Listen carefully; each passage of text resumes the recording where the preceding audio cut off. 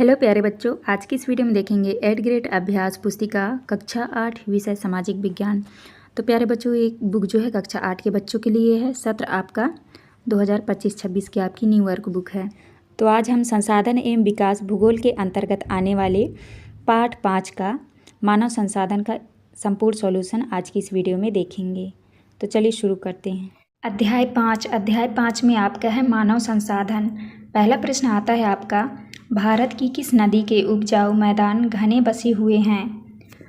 तो आपका सही उत्तर होगा सी नंबर, गंगा और ब्रह्मपुत्र।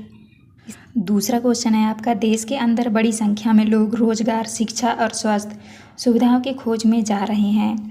तो आपको सही उत्तर लगाना है ए नंबर, शहरी क्षेत्रों की ओर। इसके बाद नेक्स्ट आता है आपका प्रश्न क्रमांक 3 में है, जनसंख्या पिरामिड हमारी जानने में सहायता नहीं करता। तो आपको उत्तर लिखना है बी नंबर, रोजगार योग कौशल की योग्यता। चौथा में है, लोग सदैव पर्वतों और पठारों की तुलना में मैदानी भागों में रहना पसंद करते हैं क्योंकि। तो आपको जो है ए नंबर से उत्तर लगा देना है, यह क्षेत्र खेती एवं विनिर्माण के लिए उपयुक्त है। इसके बाद नेक्स्ट क्वेश्चन आता है आपका पांचवा में है, किसी देश की अधिक जनसंख्या का उस देश के विकास पर प्रभाव नहीं होगा। तो आपका सही उत्तर होगा डी नंबर, आर्थिक विकास में वृद्धि होगी। इसके बाद आता है आपका छठवा में है, रिक्त स्थानों की पूर्ति कीजिए। पहले में है मरुस्थल में जनसंख्या, तो आपको यहाँ पे भरना है विरल। और दूसरे में है जापान में ओसाका और भारत में मुंबई घने बसे क्षेत्र हैं, तो आपको यहाँ मुंबई भरना है। और तीसरे में आपको जनसंख्या वृद्धि। इसके बाद आता है आपका चौथा में आपको भरना है जनसंख्या पिरामिड। और पाँचवें में आपको भरना है प्राकृतिक वृद्धि दर। तो इस तरह से आपको खाली स्थान भर लीजिएगा। इसके बाद नेक्स्ट आता है आपका प्रश्न क्रमांक 7 में है, प्रधानमंत्री कौशल विकास योजना कब व किस उद्देश्य से शुरू की गई, लिखिए। तो आपको लिखना है, प्रधानमंत्री कौशल विकास योजना को 2015 में 1 करोड़ भारतीय युवाओं को 2016 से 2020 तक प्रशिक्षित करने के उद्देश्य से शुरू की गई थी।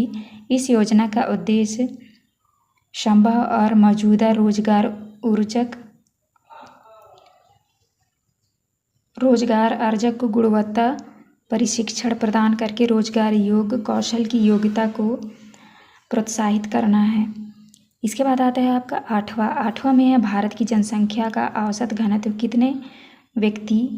कितने व्यक्ति प्रति वर्ग किलोमीटर है। तो आपको उत्तर में लिखना है, भारत की जनसंख्या का औसत घनत्व 382 व्यक्ति प्रति वर्ग किलोमीटर है।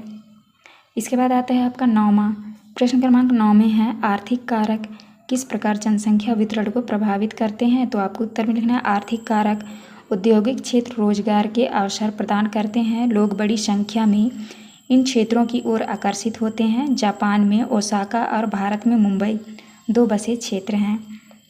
इसके बाद आता है आपका 10वां में है, जनसंख्या संगठन की विशेषताएं लिखिए। तो पहला विशेषता है आपका जनसंख्या संगठन जनसंख्या की संरचना को दर्शाता है।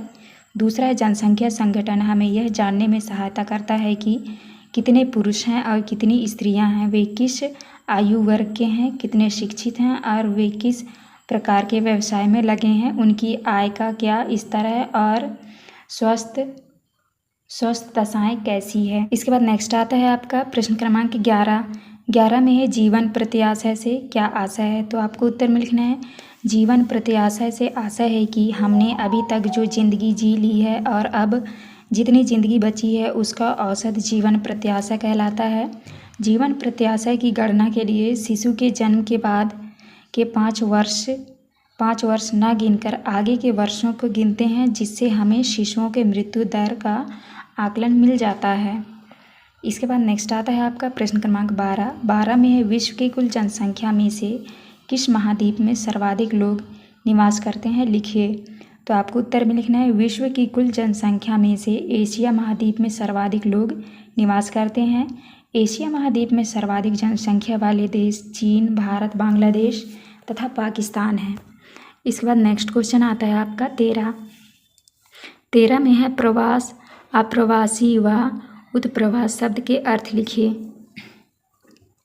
तो आपको प्रवास में लिखना है, किसी क्षेत्र विशेष में लोगों के आने जाने को प्रवास कहते हैं। अप्रवासी में है, अप्रवासी उन्हें कहा जाता है जो नए देश में आते हैं। उत्प्रवासी वे लोग होते हैं जो देश को छोड़ते हैं। आपका प्रश्न क्रमांक 14 में है जनसंख्या वितरण को प्रभावित करने वाले भौगोलिक कारकों का वर्णन कीजिए। तो आपको उत्तर में लिखना है भौगोलिक कारक स्थलाकृति, जलवायु, मृदा, जल, खनिज। दूसरा है सामाजिक, सांस्कृतिक और आर्थिक कारक। इसके बाद नेक्स्ट आता है आपका प्रश्न क्रमांक 15 में है युवा किस प्रकार राष्ट्र का भविष्य होते हैं, लिखिए। तो आपको उत्तर में लिखना है किसी राष्ट्र के लिए कई परिवर्तन, विकास, समृद्धि और सम्मान लोगों में युवाओं की सक्रिय भूमिका होती है। युवाओं को राष्ट्र की आवाज़ माना जाता है। युवा राष्ट्र के लिए कच्चे माल या संसाधन की तरह होते हैं। कुशल, उत्साही, आशावादी और सकारात्मक दृष्टि जैसे युवा ही किसी राष्ट्र के भविष्य होते हैं। हम भारतवासी भाग्यशाली हैं कि हमारे पास ऐसा संसाधन है। उन्हें योग्य एवं उत्पादक बनाने के लिए, कुशल बनाने और अवसर प्रदान करने के लिए अवश्य ही शिक्षित किया जाना चाहिए। इसके बाद आता है आप प्रश्न क्रमांक 16 में है। तो यहाँ पे आप देख लीजिए, यहाँ पे लिखा है जापान, रूस, Nigeria, Bangladesh, Pakistan, Brazil, Indonesia, US, Bharat, चीन। यहाँ पे सारे देशों के नाम लिखे हुए हैं और यहाँ पे क्वेश्चन दिया हुआ है। ऊपर दिए गए आरेख के आधार पर नीचे दिए गए प्रश्नों के उत्तर दीजिए। तो पहला प्रश्न आता है आपका सबसे कम आबादी वाले देश का सही समूह है। तो आपको जो है उत्तर में लिखना है ए नंबर जापान और रूस। इसके बाद नेक्स्ट क्वेश्चन आता है आपका दूसरा में है अधिक आबादी वाले देशों में भारत का क्रम कौन सा है। तो आपका राइट उत्तर होगा बी नंबर दूसरा। तीसरे में है 200 मिलियन से अधिक घनी आबादी वाले देशों का समूह है। तो आपका उत्तर हो जाएगा सी नंबर भारत, चीन, ब्राज़ील, इंडोनेशिया। तो इस तरह से आपको कर लेना है। ये था लास्ट क्वेश्चन। यहाँ पे हमारी वीडियो कंप्लीट होती है। वीडियो अच्छी लगी तो प्लीज़ हमारे चैनल को लाइक एंड सब्सक्राइब करिएगा। मिलते हैं अब नेक्स्ट वीडियो।